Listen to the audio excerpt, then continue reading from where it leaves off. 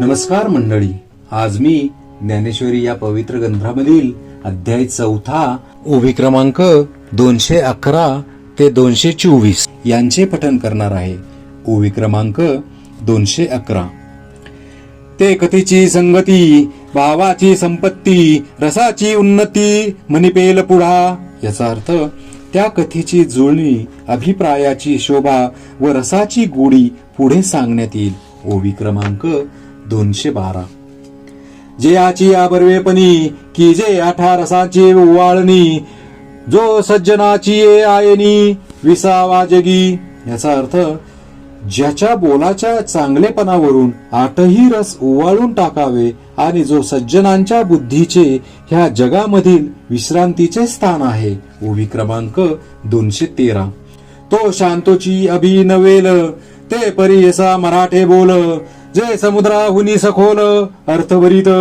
याचा अर्थ ज्या मराठी बोलापासून शांत रसच प्रगटेल व जो समुद्रापेक्षा गंभीर असून अर्थपूर्ण आहे तो बोल ऐका.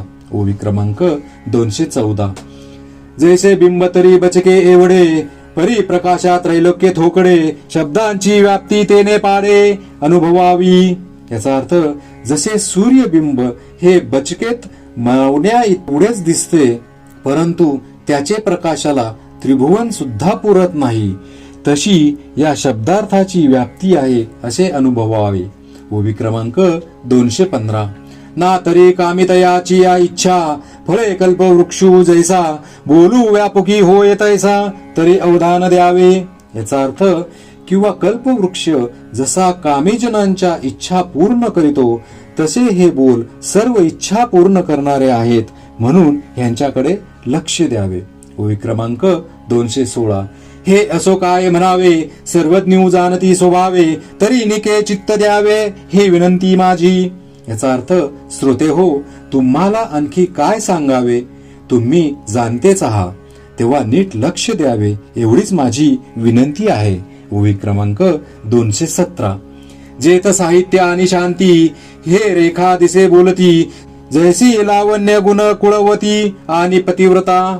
याचा अर्थ ज्याप्रमाणे एखादी स्त्री सुंदर, गुणी आणि कुलशीलवती असून पतिव्रता असते, त्याप्रमाणे या बोलण्याचे पद्धतीवरून या बोलामध्ये सर्व अलंकार व शांती ही स्पष्ट दिसतात. ओवी क्रमांक 218. आधीच साखर आवडे, तेची जरी ओखदा जोडे, तरी सेवावी नाका कोडे नावा नावा. याचा अर्थ अगोदर साखरेची आवड असून ती जर औषधाच्या अनुपानात दिली तर ती आनंदाने वरचेवर का न खावी. ओवी क्रमांक 219. सहजे मलया निळू मंदू सुगंधू, तया अमृताचा होय स्वादू, आणि तेथेची जोडे नादू जरी देवगत्या. याचा अर्थ साहजिकपणे मैलागिरी पर्वतावरील सुगंध व मंद असा वारा वाहत असून त्याला जर अमृताची गोडी आली आणि दैवयोगाने तेथे जर पंचम सुरासारखा नादकानी आला. ओवी क्रमांक 220. तरी स्पर्शे सर्वांग निववी, स्वादे जिव्हे ते नाचवी, तेवीची काना करवी म्हणवी बापू माझा. याचा अर्थ तर त्या वाऱ्याच्या स्पर्शाने जसे सर्व अंग गार होईल आणि गोडीने जिभेला समाधान होईल, तसेच मधुर सूर ऐकल्यावर कान वाहवा म्हणतील. ओवी क्रमांक 221. तैसे कथेची इये ऐकणे, एक श्रवणासी होय पारणे, आणि संसार दुःख मुळवणे विकृती विने. याचा अर्थ त्याचप्रमाणे हीच कथा ऐकल्याने कानांचे पारणे फिटेल आणि संसार दुःखापासून काही एक विकार न होता ते आपोआप नाहीसे होईल.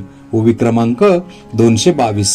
जरी मंत्रेची वैरी मरे, तरी वाया का बांधावी कटारे, रोग जाय दूध साखरे, तरी निंब का पियावा.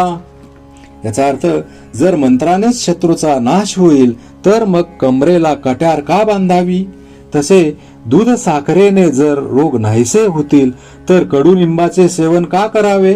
ओवी क्रमांक 223. तैसा मनाचा मारू न करिता आणि इंद्रिया दुःख न देता, येथ मोक्षू असे आयता श्रवणाची माझी. याचा अर्थ याचप्रमाणे मनाला न जिंकता व इंद्रियाला दुःख न देता या श्रवणामध्येच आयताच मोक्ष आहे. ओवी क्रमांक 224.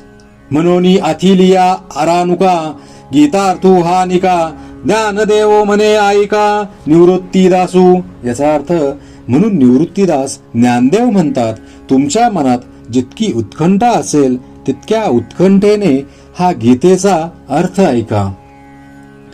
इति श्री ज्ञानदेव विरचिताया भावार्थ दीपिकाया चतुर्थोध्याय समाप्त.